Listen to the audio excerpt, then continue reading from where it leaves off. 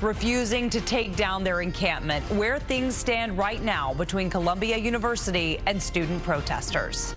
Good evening. Thanks for joining us. I'm Jessica Moore.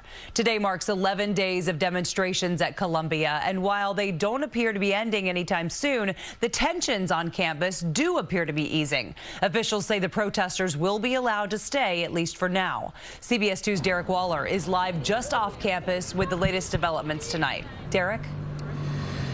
Jessica, good evening. We're standing here on Broadway right at 115th Street. You can see the gates are locked. Only students allowed inside tonight.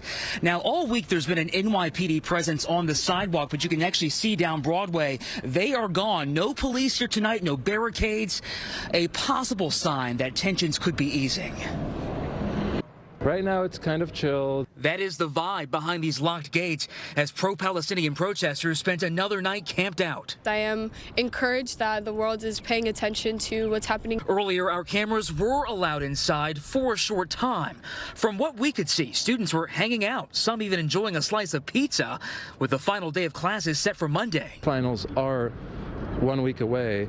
I had a final 2 days ago already, so I actually don't know how the people in the lawn are managing. Right next to those Palestinian flags, there's a counter-protest of sorts, Israeli flags, and this memorial to the hostages still in the custody of Hamas. Once they're released, once Hamas stops what they're doing, then the war can be over. They started this war on October 7th. I mean, on October 6th, there was a ceasefire. All of this happening while in the distance, staging is now being set for graduation ceremonies, still on for May 15th. I'm really hoping that it stops before graduation. I'm graduating this semester. There's only one commencement. So much is still up in the air days after Columbia President Manoush Shafiq called in the NYPD to arrest students. Now the administration's taking a different tone, posting a statement that reads in part, dialogue between university officials and student organizers is ongoing, adding there is no truth to claims of an impending lockdown or evictions on campus.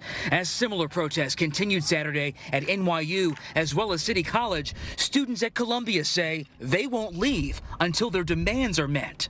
Columbia needs to divest from any corporation that is profiting off of genocide, apartheid, or displacement of Palestinians in Israel. And as we've been reporting, a number of Jewish students have complained that the presence of that encampment has made them feel unwelcome, even unsafe on campus. And because of that, the university is allowing students the option to take their final exams remotely. The question still remains, though, will graduation be in person?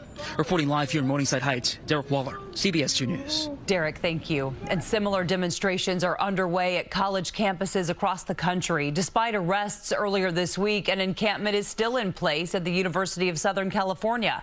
And at Northeastern University up in Boston, police cleared out protesters today, arresting about 100 people. Officers in riot gear also moved out students at an encampment at Indiana University, Bloomington.